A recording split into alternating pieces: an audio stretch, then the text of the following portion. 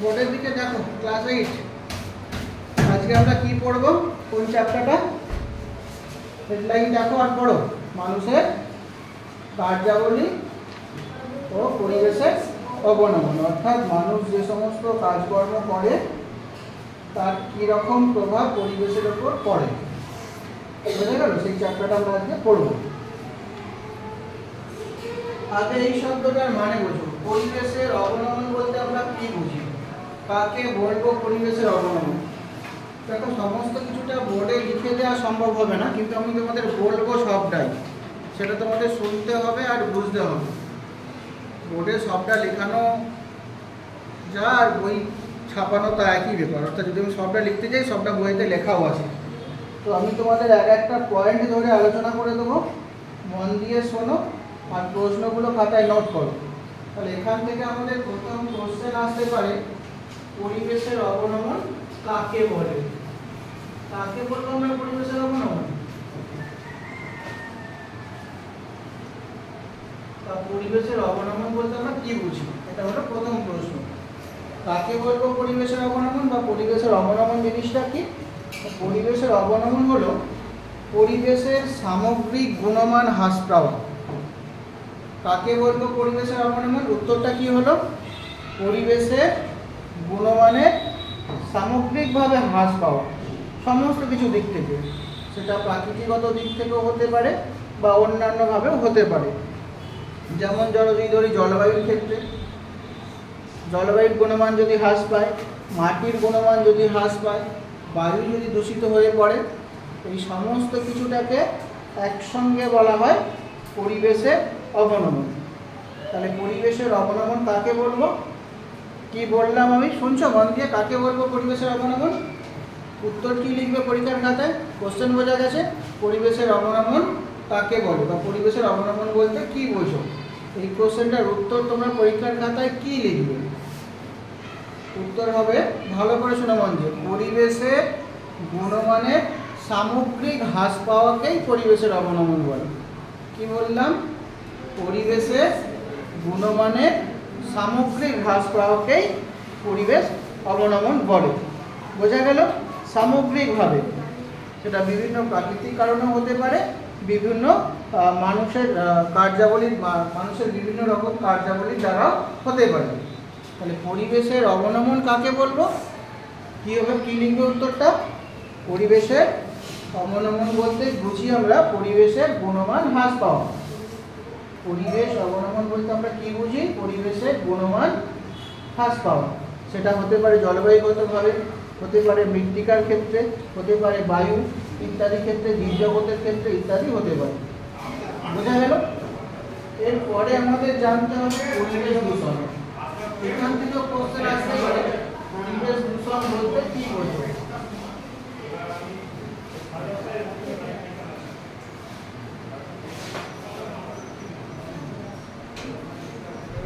পরের এই কোশ্চেনটাকেও বলি, পরিবেশ দূষণ বলতে আমরা তাহলে কি বুঝবো? পরিবেশের উপাদানগুলির গুণমান যদি হ্রাস পায়। কি বললাম? পরিবেশের উপাদানগুলির গুণমান যদি হ্রাস পায় এবং তার ক্ষতিকারক প্রভাব মানুষ তথা জীবজগতের উপর পড়ে, তখন তাকে বলা হয় দূষণ। তাহলে দূষণ কাকে বলবো?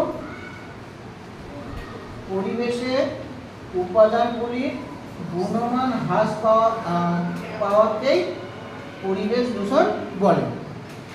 বোঝা গেল? উপাদান একটা উপাদান, আগের ক্ষেত্রে কি ছিল? পরিবেশ অবনমনের ক্ষেত্রে কি ছিল? সামগ্রিকভাবে গুণমান হ্রাস পাওয়া। আর দূষণের ক্ষেত্রে একটা উপাদান, যেমন বায়ুর ক্ষেত্রে বায়ু দূষণ, বায়ু যদি দূষিত হয়ে পড়ে তখন তাকে আমরা বলবো বায়ু দূষণ। জল যদি নোংরা হয়ে যায় তখন তাকে বলবো জল দূষণ। আর বায়ু দূষণ, জল দূষণ, মাটি দূষণ, এই সমস্ত কিছু মিলিয়েই ঘটবে পরিবেশ অবনমন। বোঝা গেল? তাহলে পরিবেশ দূষণ হলো একটা ছোট রূপ, পরিবেশ অবনমন হলো ব্যাপক অর্থে ব্যবহার করা হয়, আরও বড় ক্ষতি হয়। পরিবেশ দূষণে যা না ক্ষতি হয়, পরিবেশের অবনমন হলে তার থেকেও বেশি ক্ষতি হয়। তাহলে মানুষের উপর পরিবেশ দূষণের প্রভাব যতটা, তার থেকেও বেশি প্রভাব পড়বে পরিবেশের অবনমনে। তাহলে তোমরা পরিবেশ দূষণ আর পরিবেশ অবনমন যদি দুটোর মধ্যে পার্থক্য লিখতে দেওয়া হয়, লিখতে পারবে? কোশ্চেন আসতে পারে হয়তো পার্থক্য লেখো, এরকম ধরো কোশ্চেন করে দিলাম পার্থক্য লেখো। কার কার পার্থক্য লিখবো? পরিবেশ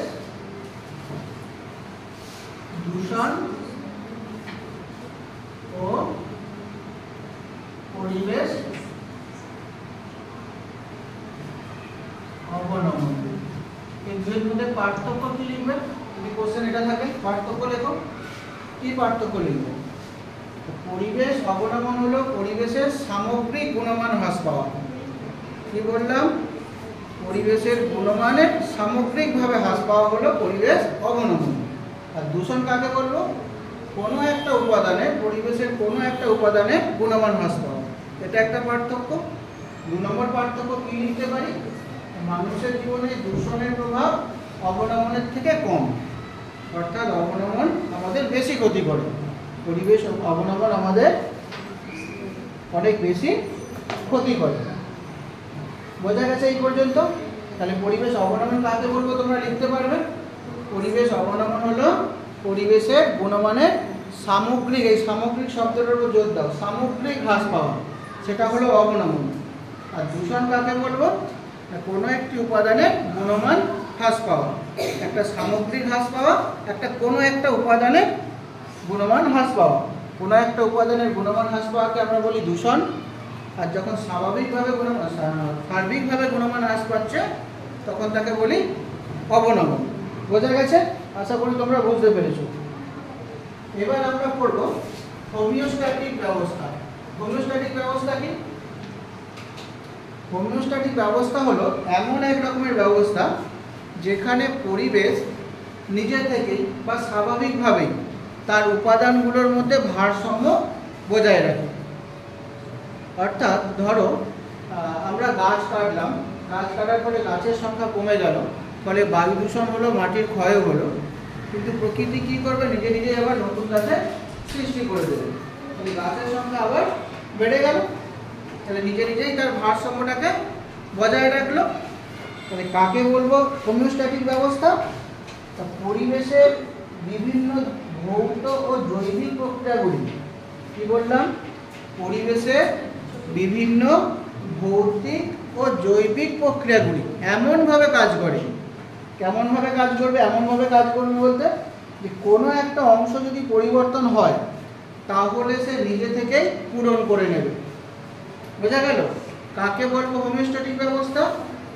পরিবেশের ভৌত এবং জৈবিক প্রক্রিয়াগুলি এমনভাবে কাজ করবে যে কোনো একটি উপাদান যদি ক্ষতিগ্রস্ত হয় তাহলে সে নিজে থেকেই পূরণ করে নেবে। সেই ক্ষতিটা কে পূরণ করবে? নিজে থেকেই পূরণ করে নেবে। কোনো একটা উপাদান যদি ক্ষতিগ্রস্ত হয় তাহলে সেই ক্ষতিটা পরিবেশ নিজে থেকে পূরণ করে নেবে। এই ব্যবস্থাটাকে বলা হয় হোমিওস্ট্যাটিক ব্যবস্থা। কাকে বলবো হোমিওস্ট্যাটিক ব্যবস্থা? বলো কাকে বলবো? কি বলছি আমি? প্রাকৃতিক পরিবেশে বিভিন্ন ভৌত ও জৈবিক প্রক্রিয়াগুলি এমনভাবে কাজ করে যে কোনো একটা উপাদান যদি ক্ষতিগ্রস্ত হয় তাহলে সে নিজে থেকে পূরণ করে নেবে। এই ব্যবস্থাকেই বলা হয় হোমিওস্ট্যাটিক ব্যবস্থা। বোঝা গেল? তাহলে এখান থেকে কোশ্চেন আসতে পারে হোমিওস্ট্যাটিক ব্যবস্থা বলতে কি বোঝো বা কাকে বলে? এই কোশ্চেনটা বোঝা গেল? কি আসতে পারে পরীক্ষাতে? হোমিওস্ট্যাটিক ব্যবস্থা কাকে বলে? কি লিখবে উত্তর? উত্তরটা কি লিখবে বলো একটু আমাকে। শুনছো তো আমার কথা? বলো একটু। প্রাকৃতিক পরিবেশের বিভিন্ন ভৌত ও জৈবিক প্রক্রিয়াগুলি এমনভাবে কাজ করে যাতে পরিবেশের কোনো একটি অংশ ক্ষতিগ্রস্ত হলে বা পরিবর্তন হলে তা নিজে থেকেই পূরণ হয়ে যায়। এই ব্যবস্থাকেই বলা হয় হোমিওস্ট্যাটিক ব্যবস্থা। ক্লিয়ার হয়েছে? বোঝা গেছে? এবার আমরা পড়ব পরিবেশের অবনমন কি কি কারণে হয়। খুব ইম্পর্টেন্ট কোশ্চেন, এটা বড় কোশ্চেন। আগে দুটো কোশ্চেন ধরো, পরিবেশ অবনমন কাকে বলে 1 নম্বরে কোশ্চেন আসলো। পরিবেশ দূষণ বলতে কি বোঝো, এটাও ধরো 1 নম্বরে কোশ্চেন আসলো। পরিবেশের অবনমন ও পরিবেশ দূষণের পার্থক্য হলো 2 নম্বরে কোশ্চেন আসলো। হোমিওস্ট্যাটিক ব্যবস্থা কাকে বলে, এটাও 2 নম্বরে কোশ্চেন হিসেবে আসতে পারে। পরিবেশের অবনমনের কারণ অর্থাৎ কেন ঘটবে পরিবেশের অবনমন, এই কোশ্চেনটা 3, 4 বা 5 নম্বরের কোশ্চেন আসতে পারে। বোঝা গেল কেন ঘটবে, কি কি কারণে না। পরিবেশের অবনমনের বিভিন্ন কারণ আছে, এই কারণগুলোকে আমরা দুটো ভাগে ভাগ করতে পারি। পরিবেশ অবনমনের কারণগুলোকে আমরা দুটো ভাগে ভাগ করি। বিভিন্ন প্রাকৃতিক কারণও হতে পারে, আবার মানুষের দ্বারা হতে পারে। মানুষ এমন কিছু কাজ করতে পারে যার দ্বারাও পরিবেশের অবনমন ঘটতে পারে। তো প্রাকৃতিক কোন কোন ঘটনাগুলো পরিবেশ অবনমনের সৃষ্টি করতে পারে? কোন কোন ঘটনা? ঝড়, বন্যা, খরা, অগ্নুৎপাত, সুনামি, এই সমস্ত যে প্রাকৃতিক কারণগুলো ছিল যার দ্বারা কি হতে পারে? পরিবেশের পরিবর্তন ঘটতে পারে, তার ফলে পরিবেশের অবনমনও ঘটতে পারে। বোঝা গেল? এই সমস্ত ঘটনা মানুষের বা বিভিন্ন প্রকার জীবের যে জীবনচক্র, স্বাভাবিক জীবনচক্র, তাকে ব্যাহত করবে। বোঝা গেছে? এই সমস্ত ঘটনা বলতে কোন কোন ঘটনাগুলো? ঝড়, ধরো কোথাও একটা জায়গায় ঝড় হলো, বোঝা গেল, এখন সেখানে লোকের ঘর বাড়ি ভেঙে গেল, তারা কি সেখানে থাকতে পারবে? সেখান থেকে তাদের সরতে হবে, তাদের যে দৈনন্দিন যে কাজকর্ম ছিল সেগুলো তো ব্যাহত হলো, তাকে তো আগে ঘর তৈরি করতে হবে, না করতে হবে না? কোথাও ভূমিকম্প হলো, সমস্ত কিছু ভেঙে নষ্ট হয়ে গেল, চাপা পড়ে গেল, তাহলে আবার সেখানে নতুন করে তৈরি করতে হবে। তাহলে তার যে রেগুলার একটা অ্যাক্টিভিটি ছিল বা দৈনন্দিনের যে একটা কাজকর্ম ছিল সেটা ব্যাহত হলো কি হলো না? ব্যাহত হলো। যেমন ধরো করোনার সময় আমরা সব ঘরবন্দি হয়ে গেলাম, বললাম তো আমাদের দৈনন্দিন কাজকর্ম ব্যাহত হলে কেউ কাজে যেতে পারছিলাম না, বেরোতে পারছিলাম না, বেরোতে পারছিলাম কি প্রথম স্টেজে সবাই কি করলো? ঘরে বন্দি করে দিয়েছিল, তাই তো? তাহলে তার যে স্বাভাবিক কাজকর্ম সেটা ব্যাহত হলো।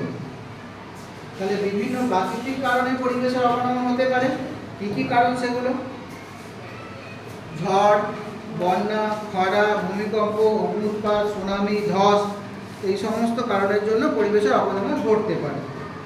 যদি এগুলো ঘটে তাহলে কি হতে পারে? রাস্তাঘাট নষ্ট হতে পারে, ঘরবাড়ি নষ্ট হয়ে যেতে পারে, মানুষের সম্পত্তি নষ্ট হতে পারে, মানুষ মারা যেতে পারে, জীববৈচিত্র্য বিনষ্ট হতে পারে। বোঝা গেল? এগুলো হচ্ছে সব প্রাকৃতিক কারণ। এবার মানুষের সৃষ্টি কারণ। মানুষ কি এমন কাজ করলো যে পরিবেশের অবনমনের সৃষ্টি হলো? মানুষের কাজকর্মের দ্বারাও পরিবেশের অবনমন ঘটে। যেমন ধরো যদি মানুষ যুদ্ধ করে, পারমাণবিক বোমা বিস্ফোরণ ঘটিয়ে দিল, তাহলে সেখানে থাকা মানুষজন কি হবে? মারা যাবে। শুধু মানুষজন কেন, সেখানে অন্যান্য যে সমস্ত জীব থাকে, ধরো ব্যাঙ, সাপ, ঠিক আছে, মাছি, মশা, এই সমস্ত জীব কি হবে? এরাও মারা যাবে। বোঝা গেল? তো ধরো আজকাল এত গাড়ি চলছে, গাড়ি চলতে গেলে তো তেল লাগে নাকি?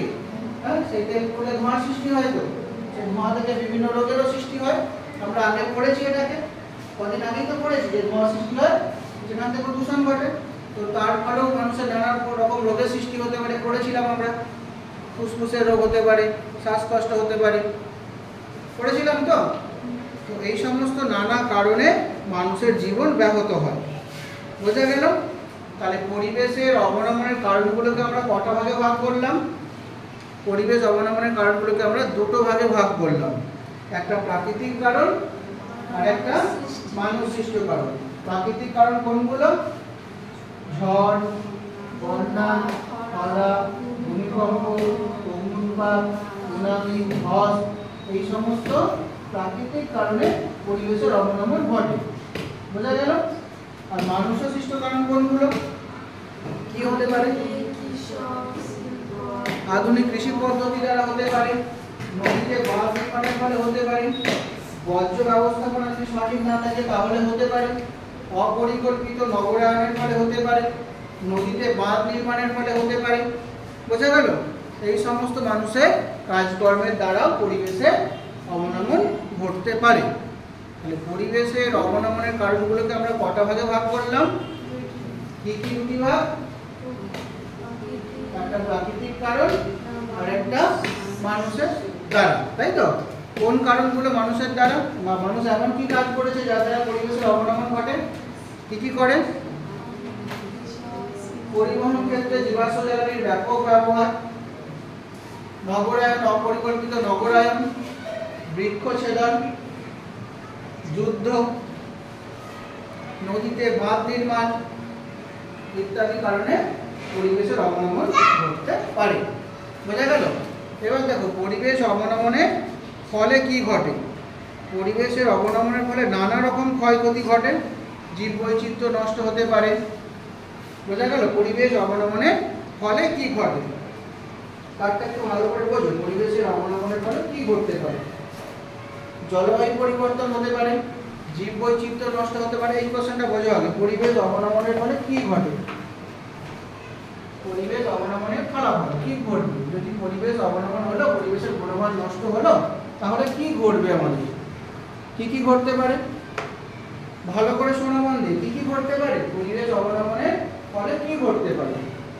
জলবায়ু পরিবর্তন হতে পারে, জীববৈচিত্র্য নষ্ট হতে পারে, দূষণের পরিমাণ বেড়ে গিয়ে একটা অস্বাস্থ্যকর পরিবেশের সৃষ্টি হতে পারে, নানা রকম জটিল রোগের সৃষ্টি হতে পারে। বোঝা গেল? কি কি ঘটতে পারে? উদ্ভিদ, প্রাণী বা অন্যান্য জীব মারা যেতে পারে, তারা স্থানান্তর হতে পারে, এক জায়গা থেকে অন্য জায়গায় চলে যেতে পারে বাধ্য হয়ে। তাহলে পরিবেশ অবনমনের ফলাফল কি কি লিখবো আমরা? যদি কোশ্চেন আসে পরিবেশ অবনমনের ফলাফল লেখো, কোশ্চেনটা বোঝা গেছে? কোশ্চেন কি আসতে পারে? একই রকমই পরিবেশ অবনমনের ফলাফল লেখো। তাহলে কি লিখবে কোশ্চেনে যদি এটা আসে? উত্তর কি হবে?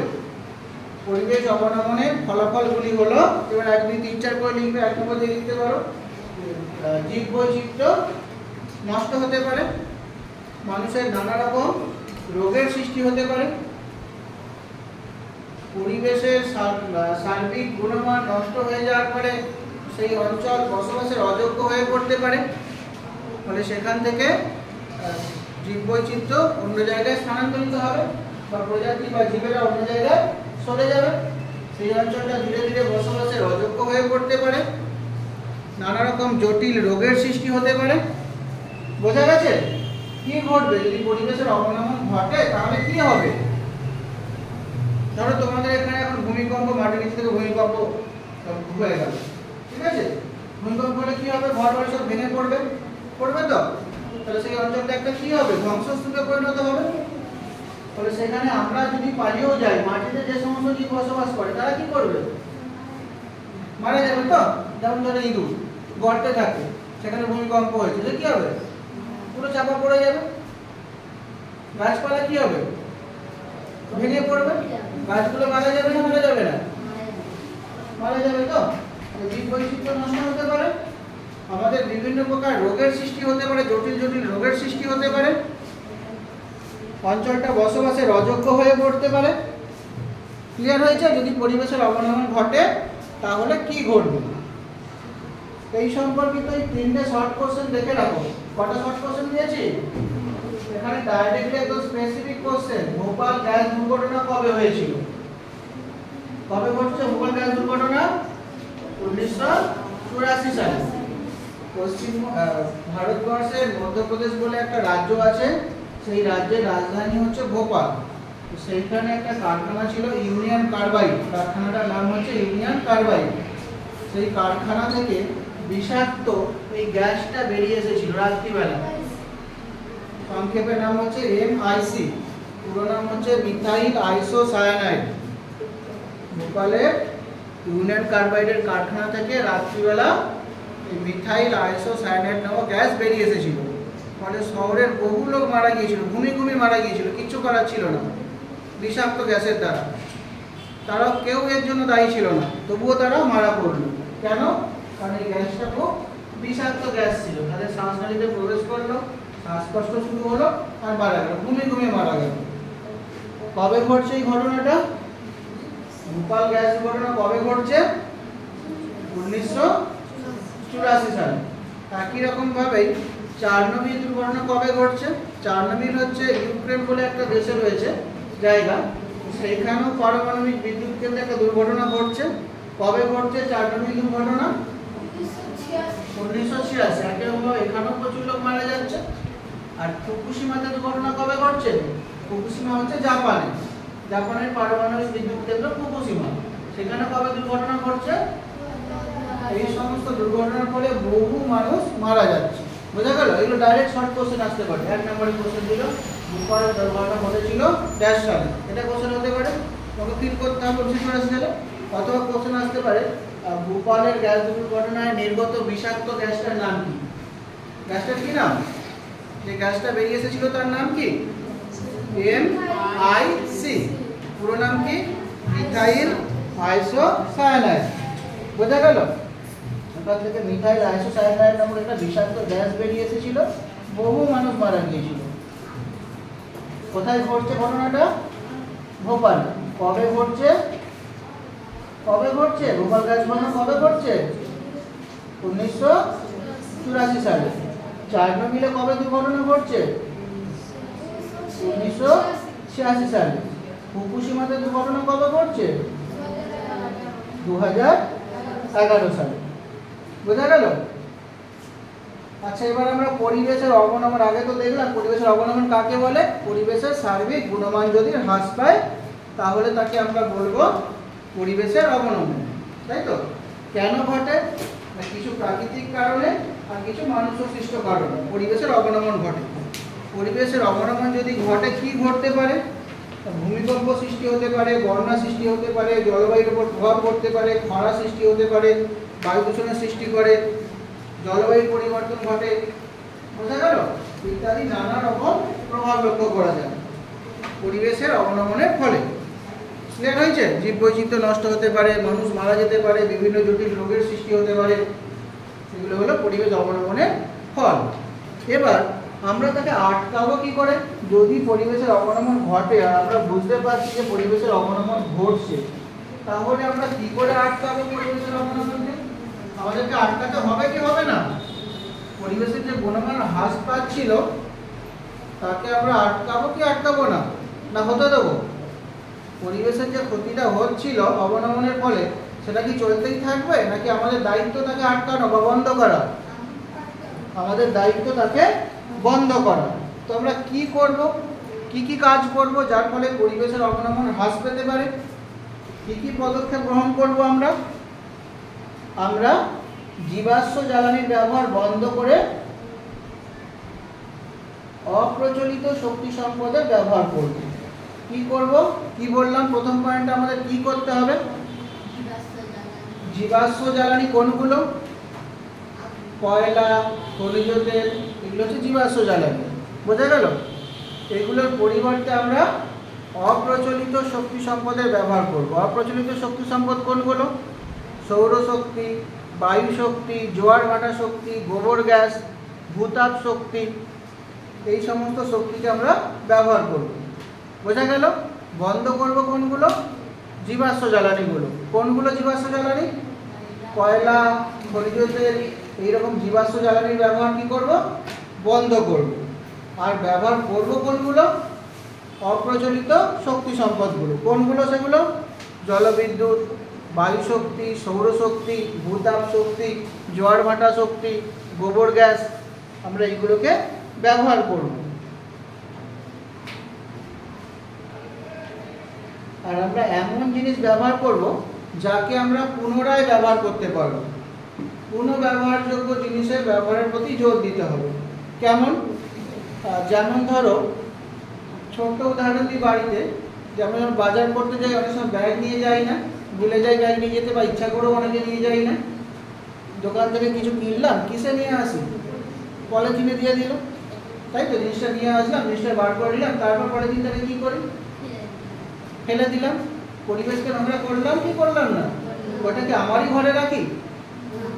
ওটা কি আমারই জায়গাতে থাকে? অন্য কোথাও চলে যেতেই পারে। এখন আমাদের কি সেই অধিকার আছে অন্য জায়গাকে নোংরা করার? করি কি করি না? আমাদের কি অধিকার আছে নোংরা করার? জোরে বলো, আমাদের কি অন্যের জায়গায় নোংরা করার অধিকার আছে? তা সত্ত্বেও কি আমরা অন্যের জায়গায় নোংরা করি? তাহলে কি করতে হবে আমাদেরকে?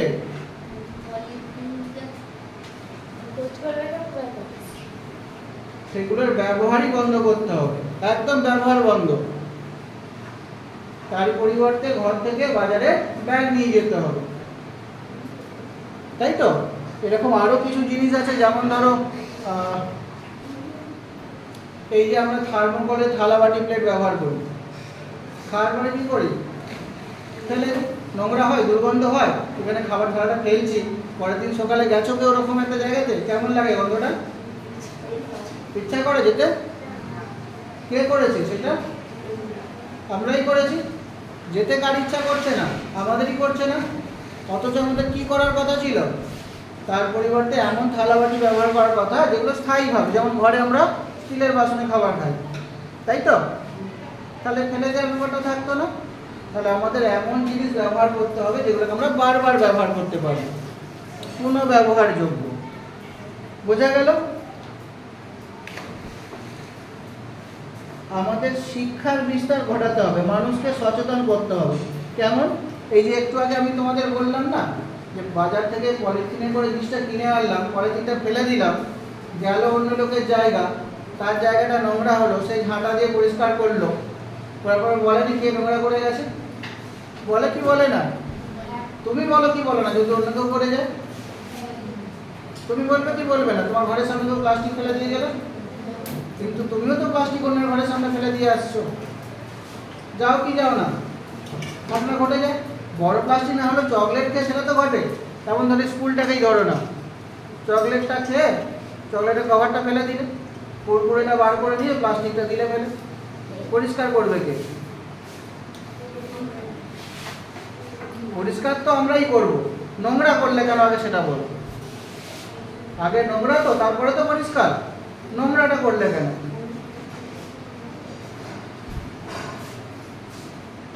তাহলে আমাদেরকে লোককে জানাতে হবে। এই যে কথাটা বললাম, কথা বলার পরে হাসির মাধ্যমে হলেও একটু না একটু খারাপ লেগেছে যে পরের দিন আর করবো না, তাই তো? আমাদের তো নোংরা করার অধিকার নেই। তাহলে আমাদের সেটাই লোককে জানাতে হবে, জনগণকে সচেতন করে তুলতে হবে যে এই সমস্ত জিনিস ব্যবহার করো না, যা তুমি চাইলেও নিজের জায়গায় রাখতে পারবে না। ধরো তুমি কাঠ জেলে রান্না করছো, ধোঁয়া হচ্ছে, সেই ধোঁয়াটাকে কি তুমি ধরে রাখতে পারবে? চাইলেও পারবে না।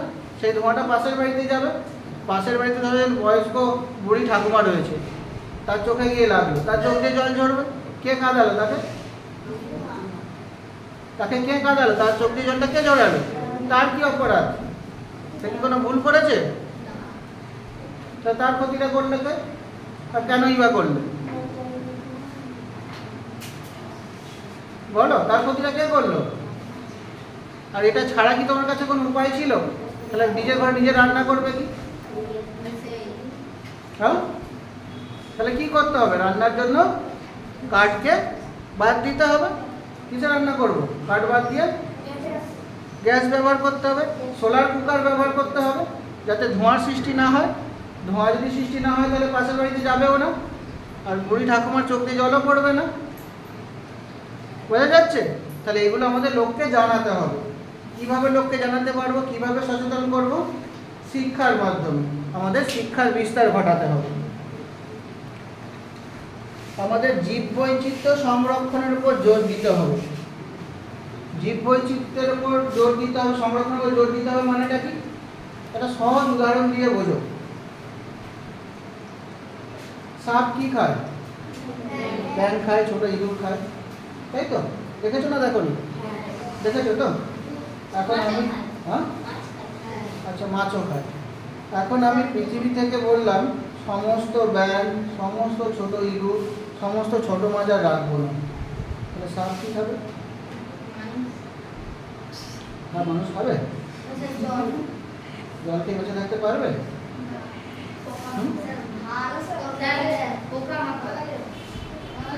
মারা যাবে। এখন সাপ যদি মারা যায়, সাপকে কে খায়? সে কি খাবে?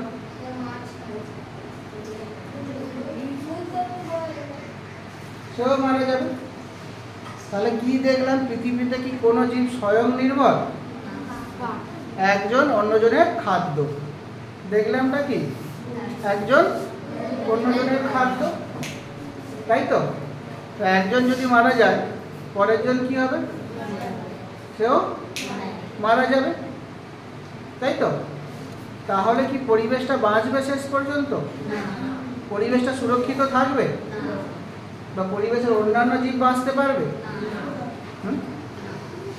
খুব সিম্পল উদাহরণ দেখো, যদি সব গাছ কেটে দিই আমরা কি বাঁচতে পারবো?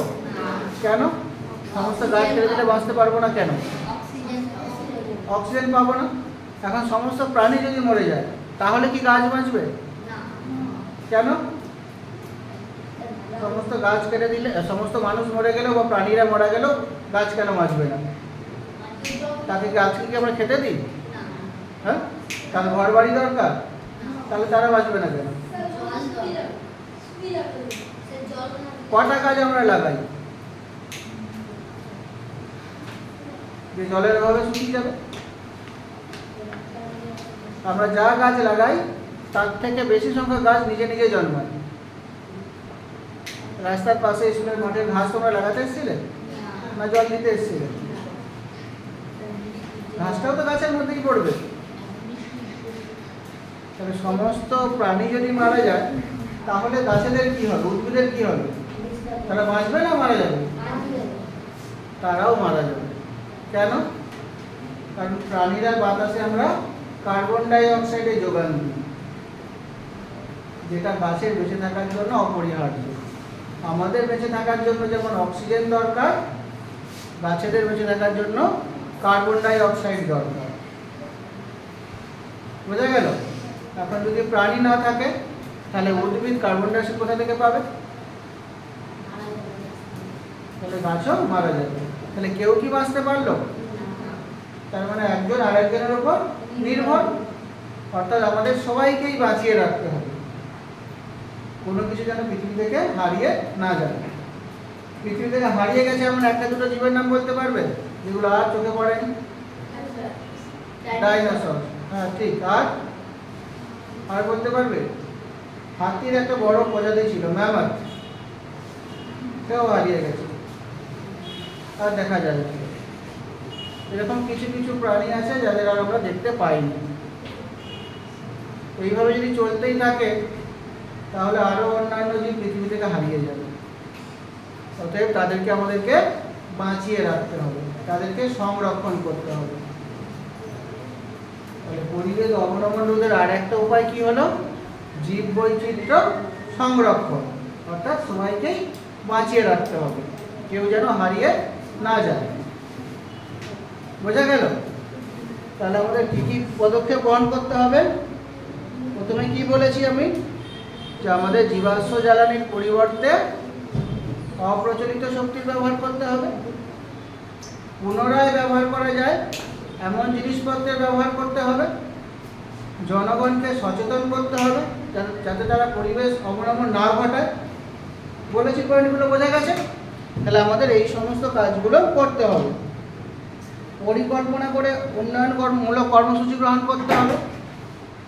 বিভিন্ন উন্নয়নমূলক কর্মসূচি যেমন রাস্তাঘাট নির্মাণ, নগরের বিস্তার, জলাধার নির্মাণ, এগুলোর জন্য কি করতে হবে? আমাদের পরিকল্পনা গ্রহণ করতে হবে।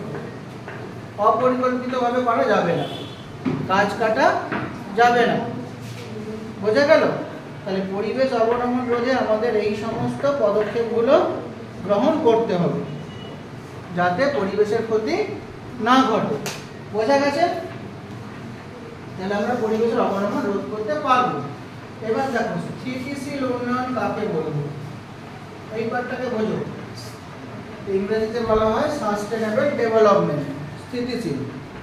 একটা সহজ উদাহরণ দিয়ে বোঝাই। ধরো তোমাদের বাবা বা মা যেই পরিবারে ইনকাম করে আনে, কথার কথায় বলছি, ব্যক্তিগতভাবে নেবে না, সারাদিন কাজ করার পর 500 টাকা পেল, ঠিক আছে? সেই 500 টাকা সেই দিনই খরচা করে দিল, আর কোনো কারণে পরের দিন কাজে যেতে পারলো না। তাহলে পরের দিন টাকা কোথা থেকে আসবে? কোনো কারণে, ধরো জ্বর হয়ে গেছে,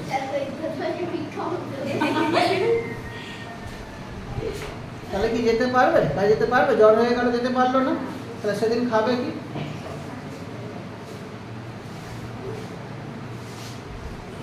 যথারীতি অন্য লোকের সাহায্য নিতে হবে। এখন লোকের ক্ষেত্রে না হয় বলে দিল ভিক্ষা নেবো, যদি দেশকে হয়, দেশকে কল্পনা করো। আমাদের দেশেরও তো একটা প্রতিদিন ইনকাম আছে, সবার ইনকাম যোগ করে করে করে দেশের প্রতিদিনের ইনকাম হবে। ধরো তোমার বাড়ি 1 টাকা, আমার বাড়ি 50 পয়সা, ওর বাড়ি 2 টাকা, এরকম করে যোগ করে করে গোটা দেশের ইনকাম হতে পারে 100 টাকা। বুঝতে পারছো? গোটা দেশেও তো একদিন ইনকাম বার করতে পারবো। দেশের সমস্ত লোকের একদিন ইনকাম যদি যোগ করে দিই, তাহলে দেশের একদিনের ইনকাম বেরোবে। সেই একদিনের ইনকাম যদি দেশও প্রতিদিন খরচা করে দেয়, তাহলে দেশ পরের দিন কী করবে? সে কোথায় যাবে? সম্ভব কি এভাবে চলো? তাহলে কি করতে হবে? আমাদের সেখান থেকে কিছুটা বাঁচিয়ে রাখতে হবে। এটা মাথায় ঢুকেছে? কি করতে হবে? সেখান থেকে কিছুটা আমাদের বাঁচাতে হবে, কিছুটা সঞ্চয় করতে হবে, সবটা খরচ করা যাবে না। তাহলে আমরা এমনভাবে ব্যবহার করব যাতে ভবিষ্যতেও তাকে ব্যবহার করতে পারি সমস্যার সময়, তাই তো? বোঝা গেছে না বোঝা যায়নি? তাহলে কাকে বলবো স্থিতিশীল উন্নয়ন? আমাদের এমন পরিকল্পনা গ্রহণ করতে হবে যাতে এখন ক্ষতি হবে না। ক্ষতি হবে না, ধরো 500 টাকা ইনকাম করছিলাম, একটুখানি লিমিটেড খরচা করব, প্রতিদিন মাংস না খেয়ে একদিন না হয় আলু ভাতে ডালি খাবো, 300 টাকা খরচা করবো, তাহলে 200 টাকা তো বাঁচলো, ওটা পরের দিনের জন্য রইল। তাহলে কি সবটাই খরচা করব না, বোঝা গেল? তাহলে এখনকার তো পেট ভরলো, ডাল আলু খেলেও তো পেট ভরলো, এখনকার পেট ভরলো, অর্থাৎ এখনকার চাহিদাটা মিটে গেল। তাহলে বর্তমানের চাহিদা মিটলো, প্লাস যে টাকাটা জমালাম সেটা ভবিষ্যতের জন্য রইল। তাহলে আমাদের সেই পরিকল্পনা গ্রহণ করতে হবে। এই পরিকল্পনাটাকেই বলা হয় স্থিতিশীল উন্নয়ন। সম্পদের ব্যবহারের জন্য আমাদের এমন পরিকল্পনা গ্রহণ করতে হবে যাতে বর্তমান প্রজন্মের চাহিদাও মিটবে এবং ভবিষ্যৎ প্রজন্মের জন্য সংরক্ষিতও রইল। বোঝা গেল? ভবিষ্যৎ প্রজন্মের একটা চাহিদা থাকবে, তারাও পরে খুঁজবে। সেই চাহিদার কথা মাথায় রেখেই আমাদের এমনভাবে সম্পদের ব্যবহার করতে হবে যাতে ভবিষ্যৎ প্রজন্মেরও কোনো ক্ষতি না হয়। বোঝা গেল? এই পরিকল্পনাটাকেই বলা হয় স্থিতিশীল উন্নয়ন। তাহলে কাকে বলবো স্থিতিশীল উন্নয়ন? বর্তমান সময়ে আমাদের সম্পদকে এমনভাবে ব্যবহার করতে হবে যাতে ভবিষ্যৎ প্রজন্মের কোনো ক্ষতি না হয়। বোঝা গেল? আমাদের সম্পদকে এমনভাবে ব্যবহার করতে হবে যাতে ভবিষ্যৎ প্রজন্মের কোনো ক্ষতি না হয়। এই ধারণাটাকেই বা এই চিন্তা ভাবনাটাকেই বলা হয় স্থিতিশীল উন্নয়ন। বোঝা গেছে? এবার আমরা করব চিপকো আন্দোলন। একটা হিন্দি শব্দ চিপকো, বোর্ডের দিকে দেখো, কথা বলা কম করো। চিপকো আন্দোলন একটা হিন্দি শব্দ। চিপকো মানে কি? চিপকো শব্দের অর্থ আগে বলো। হিন্দি শব্দ চিপকো। চিপকো শব্দের অর্থ চিপকে থাকা বা লেগে থাকা। চিপকো শব্দের অর্থ কি বললাম? চিপকে থাকা বা লেগে থাকা। চিপকো শব্দের অর্থ বোঝা গেছে? কি হলো চিপকো শব্দের অর্থ? লেগে থাকা বা চিপকে থাকা। এই থেকে একটা আন্দোলন যার নাম হয়েছে চিপকো আন্দোলন। এটা হচ্ছে 1973 সালে। কবে হচ্ছে এই আন্দোলনটা? 1973 সালে। কোথায় হচ্ছে এই আন্দোলনটা? কোথায় ঘটছে? উত্তরাখণ্ডের গাড়োয়াল অঞ্চলে। কোথায় ঘটছে চিপকো আন্দোলন? কোথায় হয়েছিল? উত্তরাখণ্ডের গাড়োয়াল অঞ্চলে। কবে? 1973 সালে। কোশ্চেন বোঝা যাচ্ছে তো? কোশ্চেন ডাইরেক্ট কোশ্চেন হবে, চিপকো আন্দোলন কবে কোথায় হয়েছিল? 1973 সালে উত্তরাখণ্ডের গাড়োয়াল প্রদেশে। ঘটনাটা কি? সেখানে কিছু লোক গাছ কাটতে চলে আসে, বুঝতে পারছো? ওই অঞ্চলে গাছ কাটতে চলে আসে, আর ওখানে স্থানীয় অধিবাসী যারা ওখানে বসবাস করতো, যারা গাছের উপর নির্ভর করে বসবাস করতো, তারা ভয় পেয়ে গেল যে গাছ যদি কেটে নিয়ে চলে যায় তাহলে তারা কিভাবে বাঁচবে। ফলে গাছকে রক্ষা করতে হবে।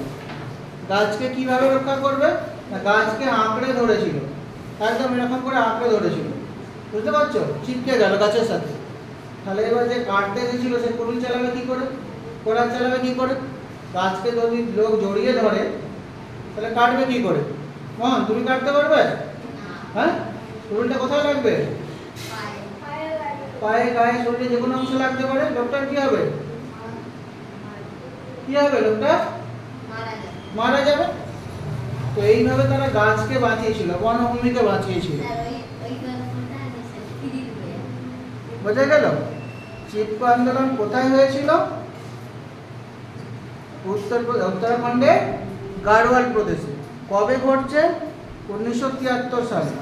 ঘটনাটা কি না, বন বিভাগের ঠিকাদাররা গাছ কাটতে এলে স্থানীয় লোকেরা গাছকে আঁকড়ে ধরেছিল এবং গাছ কাটার প্রতিবাদ করেছিল।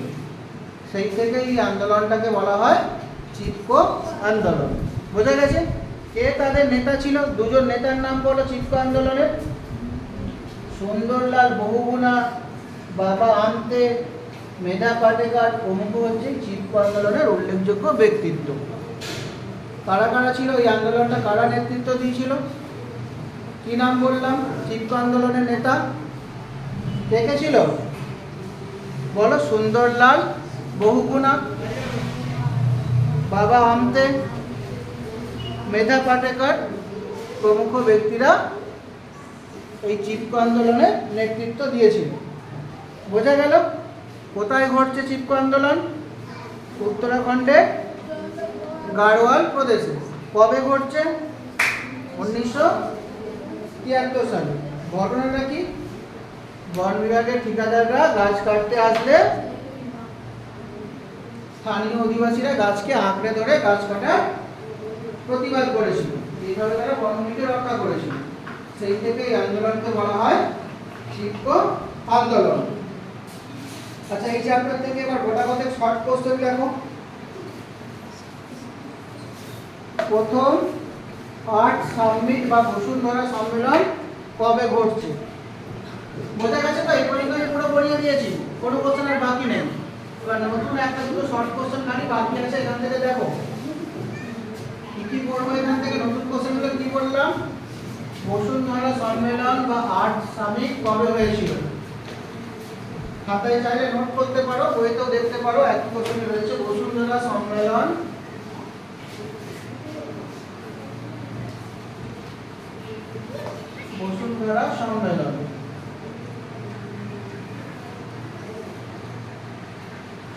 কবে কোথায় ঘটছে? বসুন্ধরা সম্মেলন কবে ঘটছে?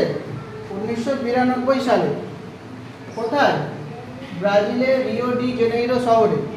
কবে ঘটছে বসুন্ধরা সম্মেলন? কবে হচ্ছে? 1992 সাল। কোথায়? ব্রাজিলের কোথায়? ব্রাজিলের রিও ডি জেনেইরো শহরে। বুঝা গেল?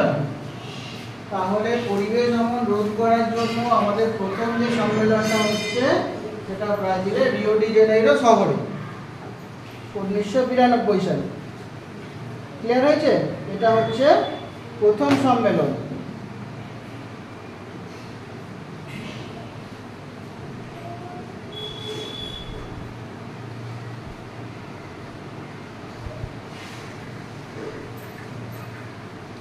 এবার এখান থেকে আরেকটা কোশ্চেন দেখো, পরিবেশ অবনমনের যে রিপোর্ট, আন্তর্জাতিক রিপোর্ট, তাতে আমাদের স্থান কত? পরিবেশ অবনমন রিপোর্টে আমাদের দেশের স্থান। পরিবেশ অবনমনে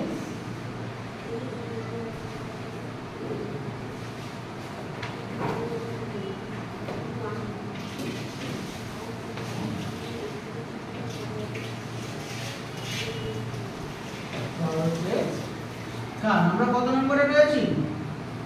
কত কোশ্চেন দিতে রয়েছি বলো? কত নম্বরে রয়েছি? পরিবেশ অবনমনে আমরা রয়েছি 126 নম্বর স্থানে। কত নম্বর স্থানে রয়েছি আমরা? 126 নম্বর স্থানে। বুঝতে পারছো কত খারাপ অবস্থা আমাদের, কত দূষণ আমরা ঘটাই, কত খারাপ কাজ করি, যার জন্য আমাদের দেশের পরিবেশের অবনমন ঘটে চলেছে। এইটুকুটাই দেখো, এই যা তোমাদের সিলেবাসে রয়েছে। এখান থেকে আর একটা কোশ্চেন দেখে রাখো, WHO এর পুরো নাম কি? WHO এর পুরো নাম কি নাম है WHO পুরো নাম কি বলো আচ্ছা পড়ো কি লিখলাম WORLD ওয়ার্ল্ড তারপরে W থেকে W পেলাম এইটা কি হবে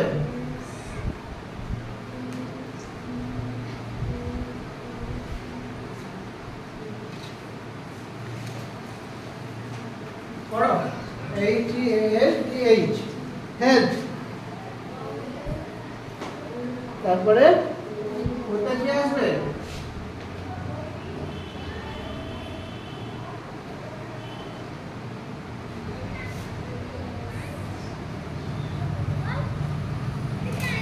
অর্গানাইজেশনের ও তাহলে WHO হু এর পুরো নাম কি ওয়ার্ল্ড হেলথ অর্গানাইজেশন পুরো নাম কি হলো এটা পরীক্ষাতে আসতে পারে হু এর পুরো নাম লেখো প্রশ্ন বোঝা গেল WHO হু এর পুরো নাম লেখো কি উত্তর হবে ওয়ার্ল্ড হেলথ অর্গানাইজেশন আচ্ছা এই চ্যাপ্টারটা আমরা পুরোটাই পড়লাম এবার যদি কারো কিছু বলার থাকে বলো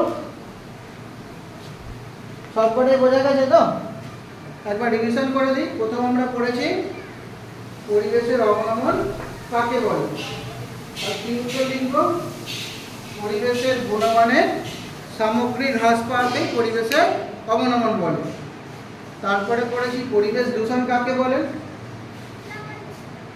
পরিবেশের কোনো একটি উপাদানের পরিমাণে যদি হ্রাস বৃদ্ধি ঘটে তাহলে সেটা মানুষ তথা জীবজগতের উপর যে ক্ষতিকারক প্রভাব ফেলে তাকেই বলা হয় পরিবেশ দূষণ আর মানুষের জীবনে অবনমনের দূষণের থেকে অবনমনের প্রভাব অনেক বেশি বোঝা গেল তারপরে কি বলেছি হোমিওস্ট্যাটিক ব্যবস্থা কাকে বলবো হোমিওস্ট্যাটিক ব্যবস্থা পরিবেশে ভৌত ও জৈবিক প্রক্রিয়াগুলি এমনভাবে কাজ করে যে কোনো একটি উপাদানের যদি ক্ষতি হয় তাহলে সেটা সে নিজে থেকে পূরণ করে নেয় এই ব্যবস্থাকেই বলা হয় হোমিওস্ট্যাটিক ব্যবস্থা বোঝা গেল তারপরে কি পড়েছি পরিবেশ অবনমনের কারণ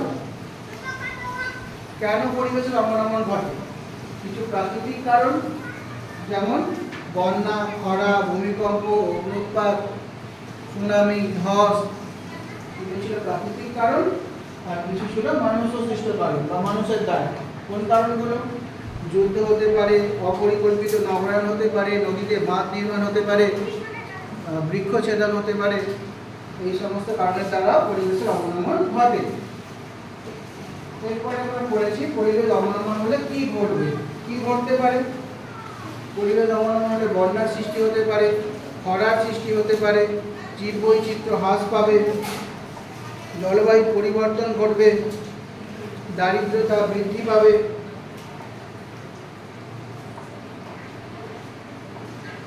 এই সমস্ত ঘটনাগুলো ঘটতে পারে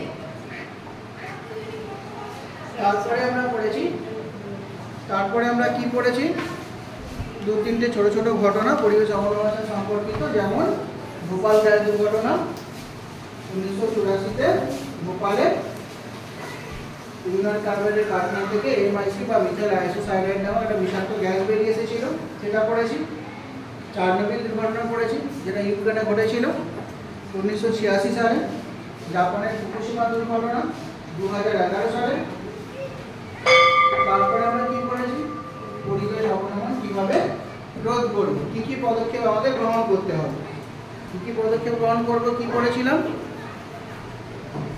জীবাশ্ম জ্বালানির পরিবর্তে অপ্রচলিত শক্তি সম্পদের ব্যবহার করতে হবে জনসচেতনতা বৃদ্ধি করতে হবে সম্পদের পুনর্ব্যবহার করতে হবে জীববৈচিত্র্য সংরক্ষণের উপর জোর দিতে হবে সম্পদের পরিকল্পিত ব্যবহার করতে হবে জনসংখ্যা ও সম্পদের মধ্যে ভারসাম্য বজায় রাখতে হবে এই কাজগুলো আমাদেরকে করতে হবে এরপরে আমরা পড়েছি স্থিতিশীল উন্নয়ন কাকে বলে অর্থাৎ আমরা উন্নয়নের পরিকল্পনা এমনভাবে করব যাতে আমাদের বর্তমানের প্রয়োজন তো মিটবে, সাথে সাথে ভবিষ্যতের জন্য সংরক্ষিতও হবে। এই ব্যবস্থাটাকেই বলা হয় স্থিতিশীল উন্নয়ন। তারপরে কি পড়েছি? চিপকো আন্দোলন পড়েছি। কোথায় ঘটেছে চিপকো আন্দোলন? উত্তরাখণ্ডের গাড়োয়াল প্রদেশে। স্থানীয় লোকেরা গাছ কাটার প্রতিবাদ করেছিল, গাছকে আঁকড়ে ধরেছিল। সেই থেকে আন্দোলনের নাম হয়েছে চিপকো আন্দোলন। নেতা কে ছিল এই আন্দোলনে? সুন্দরলাল বহুগুণা, মেধা পাটেকর, বাবা আম্বে অন্যান্য ব্যক্তিরা। তারপরে কি করেছি? এই পরিবেশের অবনমন রোধ করার জন্য প্রথম যে সম্মেলনটা হচ্ছে তার নাম, কোন সম্মেলনটা প্রথম হয়েছিল পরিবেশের অবনমন রোধ করার জন্য? বসুন্ধরা সম্মেলন। কবে ঘটছে? 1992 সালে। কোথায় ঘটছে? ব্রাজিলের রিও ডি জেনেইরো শহরে। তারপরে কি করেছি আমরা? হু সম্পর্কে পড়েছি, যার পুরো নাম ওয়ার্ল্ড হেলথ অর্গানাইজেশন। এই চ্যাপ্টারটা পুরোটাই আমরা পড়লাম। কারো কিছু বলার থাকলে বলো। আশা করি তোমরা সব শুনেছো আর বুঝেছো আর প্রশ্নগুলো বুঝতে পেরেছো। পরের দিন জিজ্ঞাসা করলে বলতে পারবে তো? মন ঘরে একটু পড়াশোনা করিও।